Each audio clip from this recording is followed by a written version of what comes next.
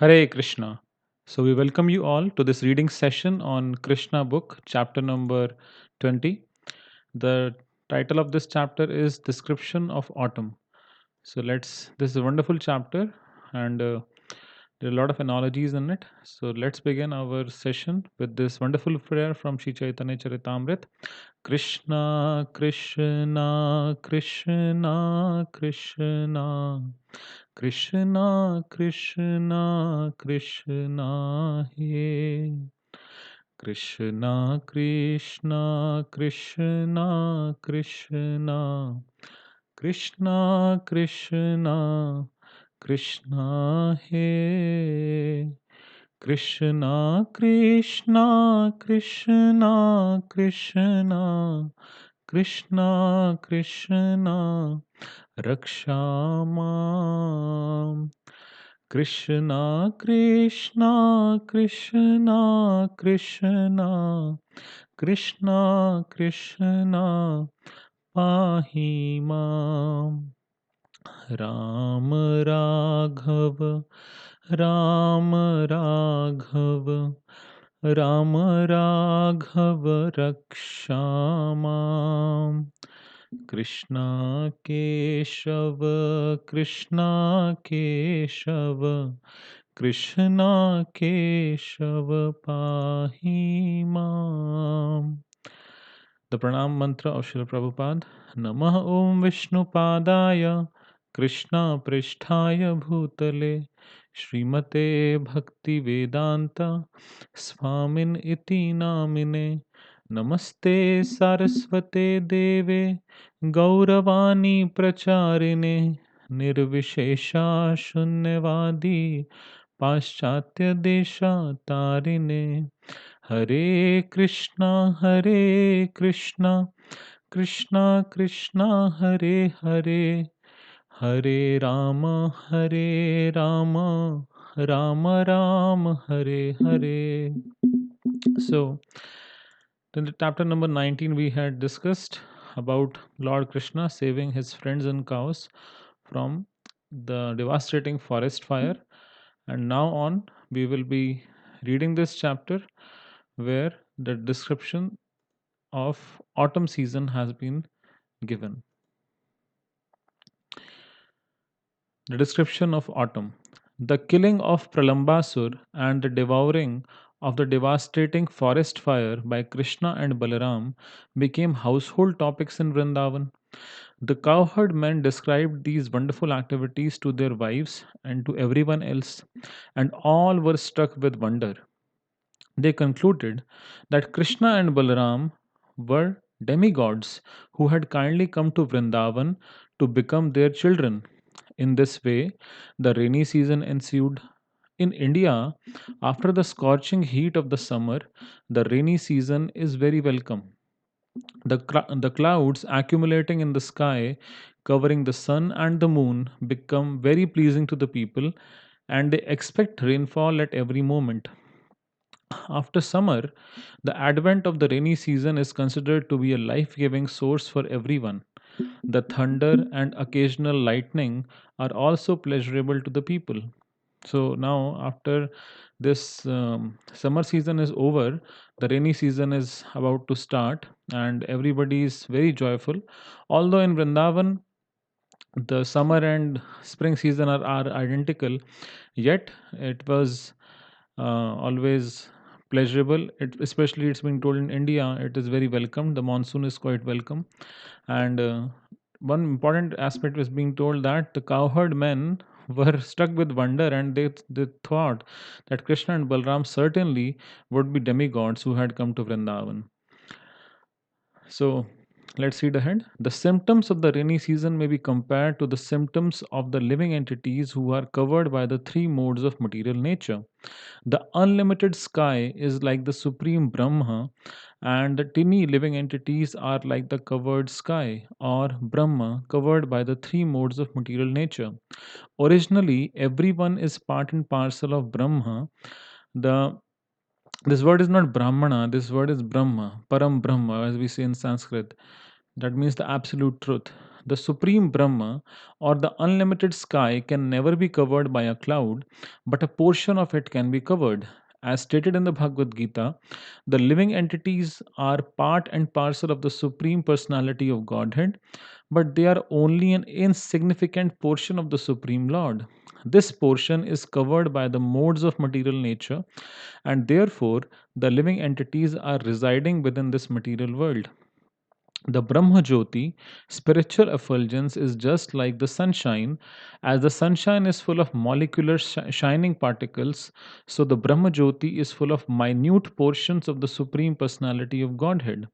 Out of that unlimited expansion of minute portions of the Supreme Lord, some are covered by the influence of material nature, whereas others are free. Clouds are accumulated water drawn from the land by the sunshine. So, let's first discuss the analogy which has been presented over here. It's the analogy of the sun and the clouds, right?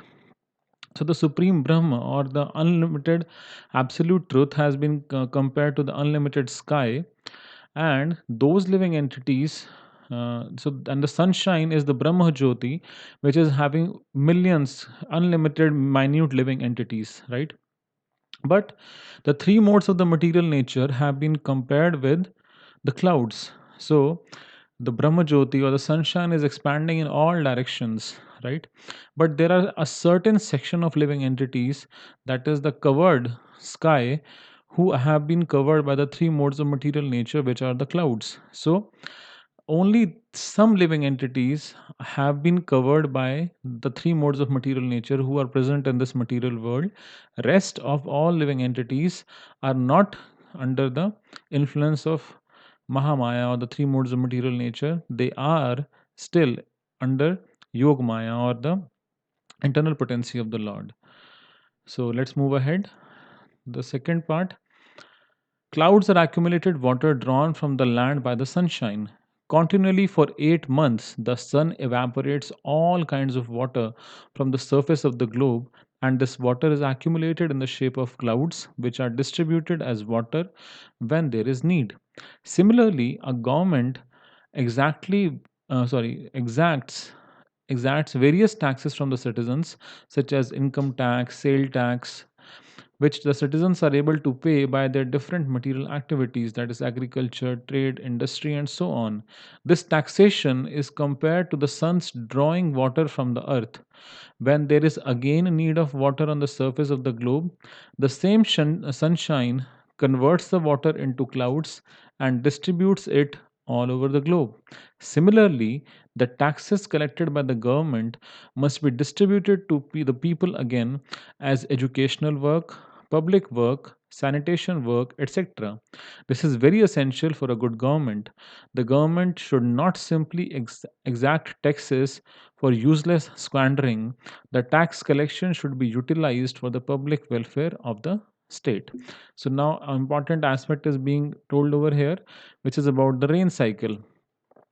So when the rain cycle starts, the sun in the form, it's compared to the government, and water which is evaporated from various water bodies is the amount of tax. It is compared to the tax which is collected by the government, and after this is collected, the rain which is coming down at various places is actually the educational work or the public work or sanitation work which the government carries out as welfare of the state. So it's very important. Srila Prabhupada writes over here that it's the responsibility of the government that they should not uselessly squander that money, but they should be utilized for the welfare of the state. That's the qualification of a good government. During the rainy season, there are strong winds blustering all over the country and carrying clouds from one place to another to distribute life giving water to the needy living entities. Water is urgently needed after the summer season, and thus the clouds are just like a rich man who, in times of need, distributes his money even to the point of exhausting his whole treasury. So the clouds exhaust themselves by distributing water all over the globe, surface of the globe, When Maharaj Dashrath, the father of Lord Ramchandra, used to fight with his enemies, it was said that he approached them just like a farmer uprooting unnecessary plants and trees. And when there was need of giving charity, he used to distribute money exactly as the cloud distributes rain. The distribution of rain by clouds is so sumptuous that it is compared to the distribution of wealth by a great munificent person. Munificent means one who is very charitable, very uh, inclined towards giving charity. The clouds' downpour is so profuse that the rains even fall on rocks and hills and on the oceans and seas where there is no need for water. It is like a charitable person who opens his treasury for distribution and who does not discriminate whether the charity is needed or not. He gives in charity open handedly. So, another aspect which was already shown to you, that the clouds are compared to rich, munificent people or charitable people who distribute their wealth, and the rocks, hills, and seas are people who don't even need charity. So, when a person who is very charitable, he distributes, just like the example is given for Maharaj Dashrath, that when he used to give charity, it was that he used to not see that who is qualified, who is not, who needs it or not. He used to distribute that money in such a fashion that everybody became very joyful, right? So, before the rainfall, the whole surface of the globe becomes almost depleted of all kinds of energies and appears very lean. After the rainfall, the whole surface of the earth becomes green with vegetation and appears to be very healthy and strong. Here, a comparison is made to the person undergoing austerities for fulfillment of a material desire. The flourishing condition of the earth after the rainy season is compared to the fulfillment of material desires. Sometimes, when a country is subjugated by an undesirable government, persons and parties undergo severe penances and austerities to get control of the government. And when they attain control, they flourish by giving themselves generous salaries. This temporary profit is like the flourishing of the earth in the rainy season. Actually, one should undergo severe austerities and penances only to achieve spiritual happiness. In Srimad Bhagavatam, it is recommended that tapasya or austerity should be accepted for realizing the Supreme Lord. By accepting austerity in devotional service, one regains his spiritual life. And as soon as one regains his spiritual life, he enjoys unlimited spiritual bliss. But if someone undertakes austerities and penances for some material gain, it is stated in the Bhagavad Gita that the results are temporary and that they are desired by persons of less intelligence. So now we move on to the third analogy where it has been told about the austerity. Austerity basically means tapasya, when you voluntarily take uh, the trouble of taking some pain to the body or to the mind for achieving a specific goal. It's been told that the dry season has been compared to the austerities when a party or people in a country undergo to throw away an undesirable government, right? Like the British were expelled from India, so many people sacrificed their comforts, their lives for making this country free. And once the the government is overthrown, it is compared to the rain which is flourishing the dry lands. But it's been compared that this is a temporary gain, this is temporary benefit, and such people, after overthrowing such a government, they start themselves withdrawing hefty salaries. So what is being told here, that instead of temporary material benefit, one should do austerities for devotional service. We have to anyhow do austerities in life, whether it be your material aspects of life. But if somebody really wants to do austerities, then what why he should do? He should do it for pleasing the Supreme Lord, for devotional service. Because to practice devotional service in the age of Kali, in Kali Yuga, is not very easy. It's just like going against the flow of a mighty river. The whole society at large is not very inclined towards spirituality.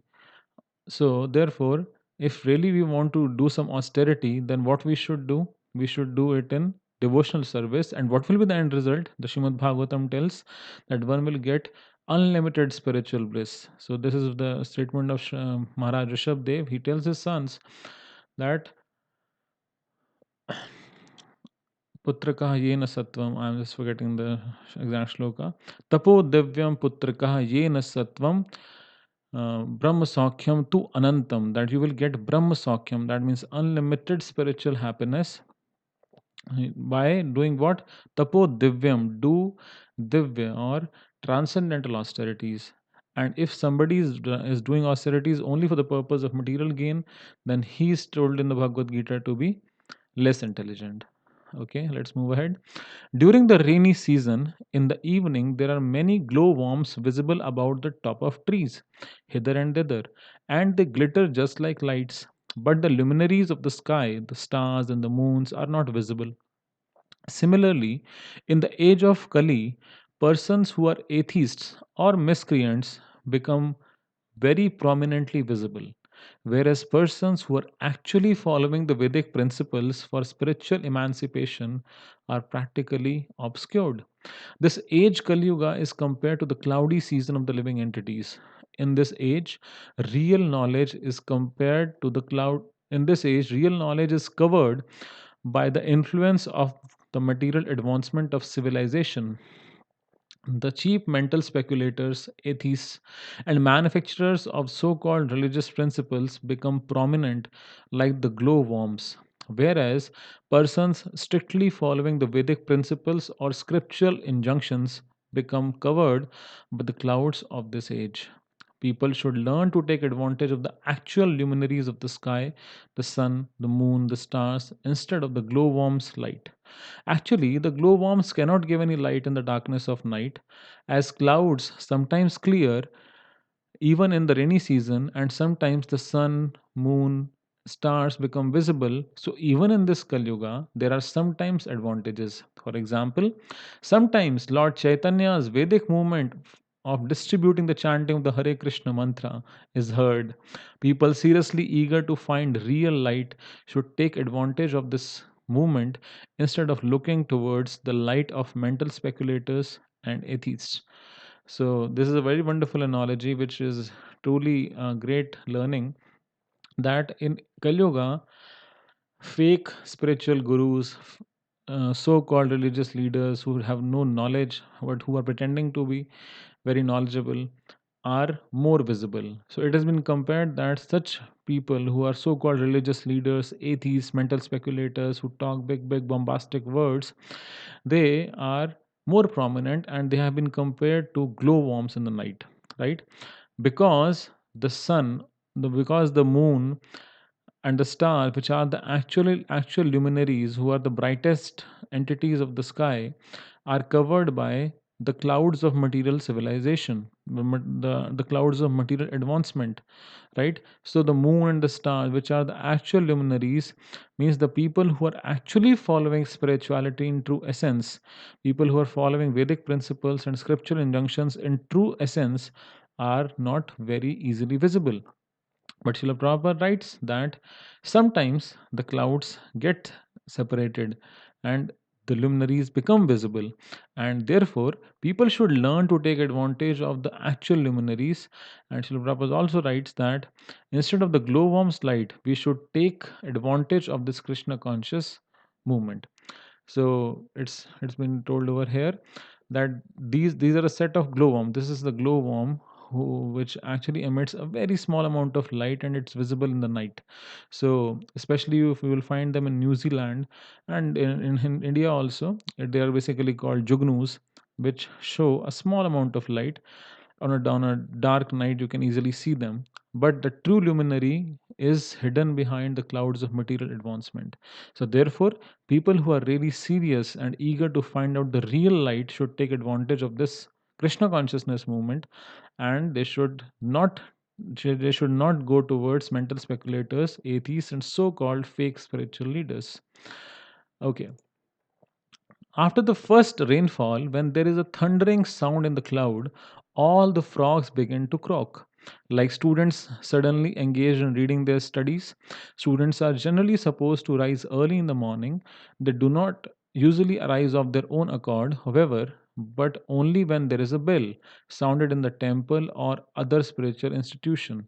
By the order of the spiritual master, they immediately rise, and after finishing their morning duties, they sit down to study the Vedas or chant Vedic mantras.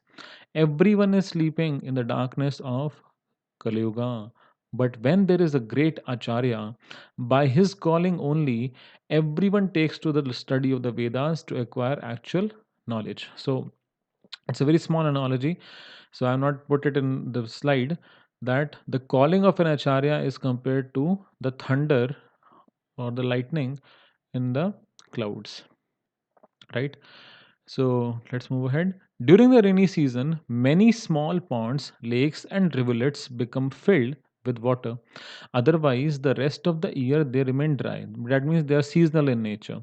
When the rainy season uh, comes, then they become apparently full of water. But otherwise, during the other part of the year, they are not filled with water. Similarly, materialistic persons are dry, but sometimes, when they are in a so called opulent position with a home or children or a little bank balance, they appear to be flourishing.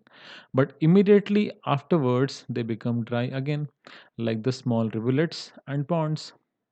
The poet Vidyapati said that in the society of friends, family, children, wife, etc., there is certainly some pleasure, but that pleasure is compared to a drop of water in the desert. Everyone is hankering after happiness, just as in the desert, everyone is hankering after water. If in the desert there is a drop of water, it may of course be said that water is there, but the benefit from that drop of water is very insignificant.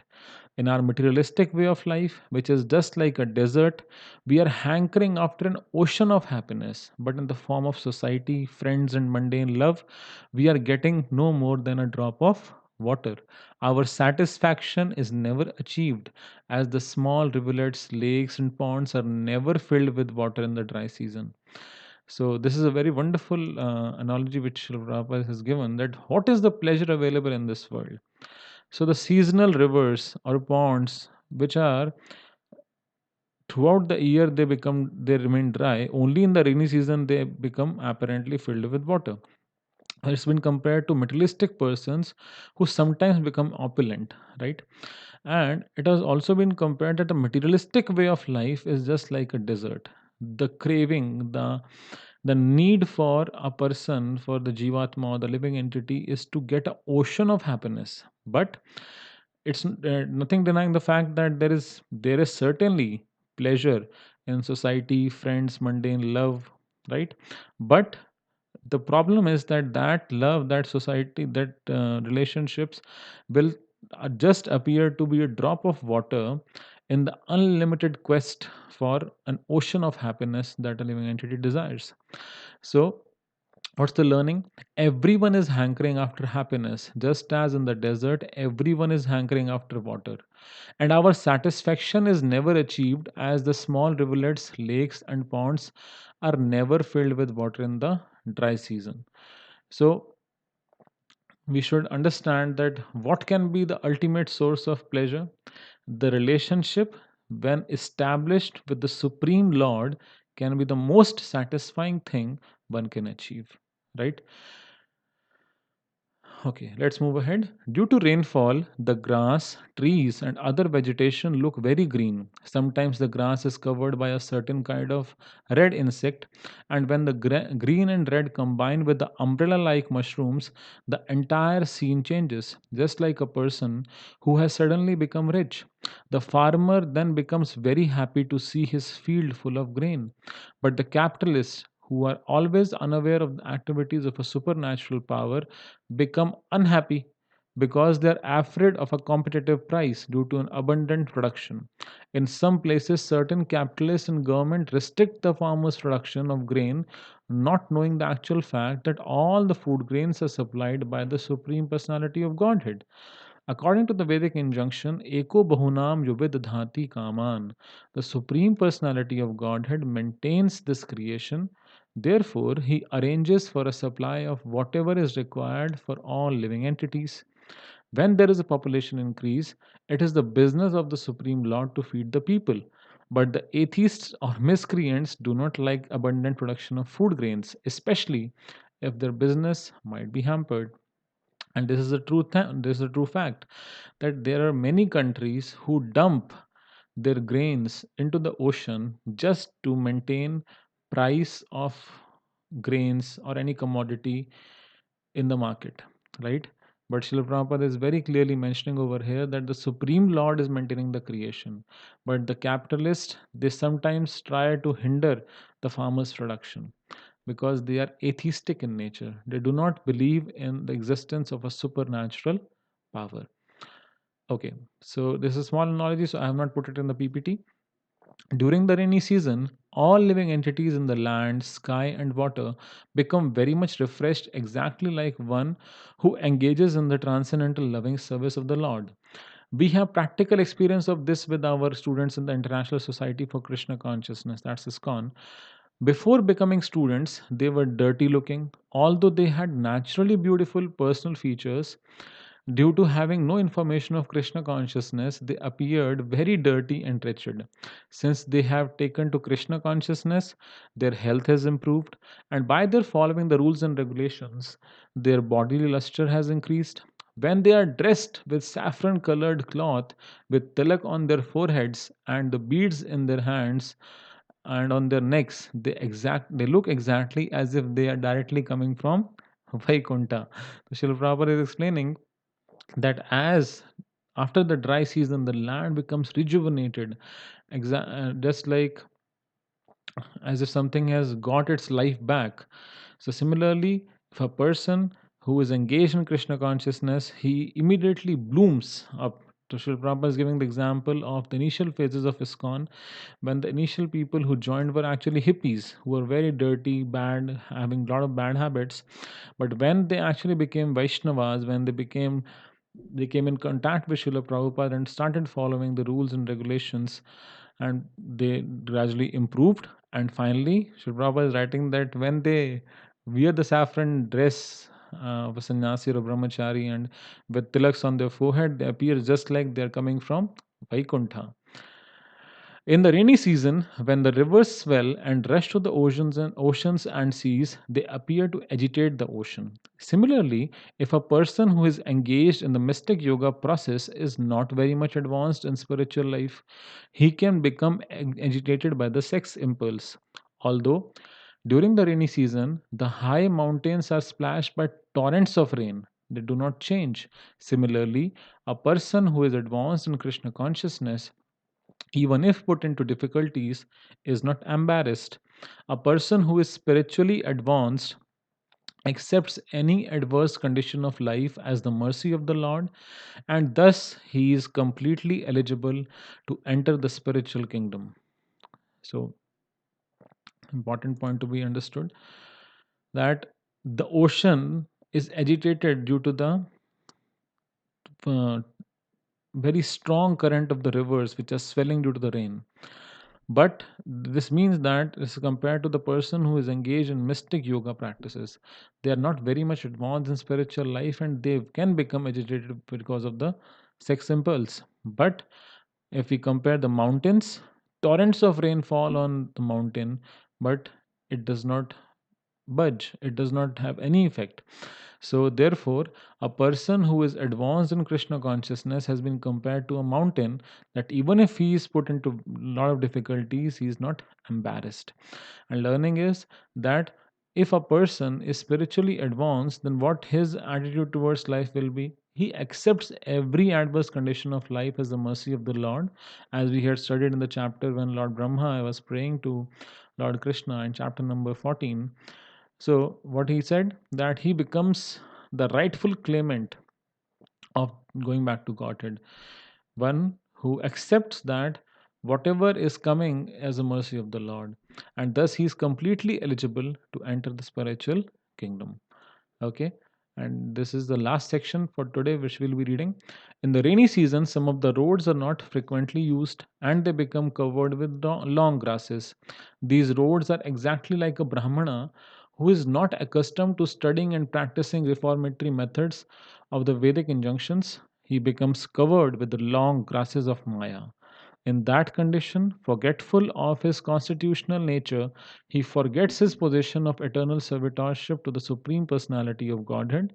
By being deviated by the seasonal overgrowth of long grasses created by Maya, a person identifies himself with the Mayic production and succumbs to illusion, forgetting his spiritual life. So, very wonderful that if we do not read Shastra, because when a particular path becomes mudded or flooded, people generally don't follow that particular road. But what happens is lot of grasses start growing over there, and it's been compared that these long grasses with Maya.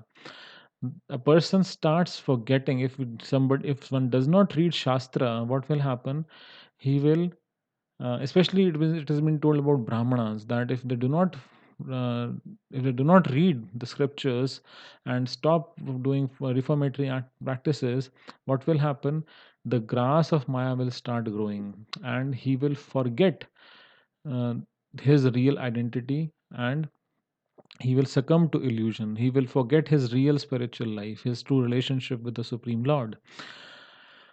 During the rainy season, lightning appears in one group of clouds and then immediately in another group of clouds. This phenomenon is compared to a lusty woman who does not fix her mind on one man. This is equally applicable to a man who does not fix his mind on one woman.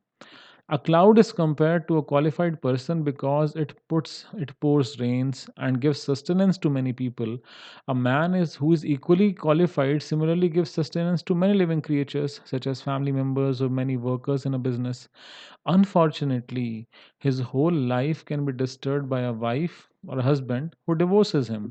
When that husband is disturbed, the whole family is ruined, the children are dispersed, or the business is closed, and everything is affected. It is therefore recommended that a woman desiring to advance in Krishna consciousness live peacefully with the husband, and that the couple should not separate under any condition. The husband and wife should control sex indulgence and concentrate their minds on Krishna consciousness so their life may be successful. After all, in the material world, a man requires a woman and a woman requires a man. When they are combined, they should live peacefully in Krishna consciousness and should not become restless like the lightning, flashing from one group of clouds to another. So, this is something which is very ironical, but gradually in Indian societies also, this has started to happen, and which is normally called as extramarital relationships between people, and this has become very frequent, especially in few uh, I would say industries or workplaces. Such things have started to happen. That's very unfortunate. But what Srila Prabhupada is trying to explain is that the center of a relationship between a man and a wife, as a husband and a wife, should be that Krishna consciousness, and one should the focus of one's life should be to advance in Krishna consciousness on in spiritual life, and not indulgence in sex, because only then their life can be successful. They should not become restless, because it is said in Srimad Bhagavatam that in Kali Yuga, especially, the relationship between man and woman will be just based on physical beauty, and so this is very unfortunate, but that's reality.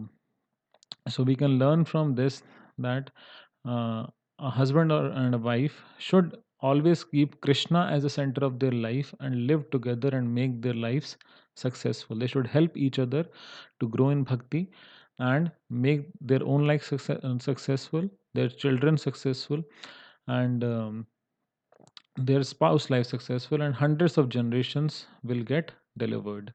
So for today we'll be stopping over here, and we'll be returning back tomorrow with the reading session. So today we have discussed approximately six analogies. So let's just revise in a minute. The first one was about the sun and the clouds, the second was the rain cycle, about and the third was what is the purpose of austerities, then third, fake luminaries which are more visible in Kali Yuga, And the fifth one, what is a different kind of pleasure available in this world? And the ocean versus mountains. Oceans are agitated, mountains do not get agitated. So I'll be sharing this PDF in the groups as well. You can study from there wherever you feel important. And tomorrow we'll be resuming our reading session at the same time. So thank you very much for your kind attention. Srila Prabhupada ki jai.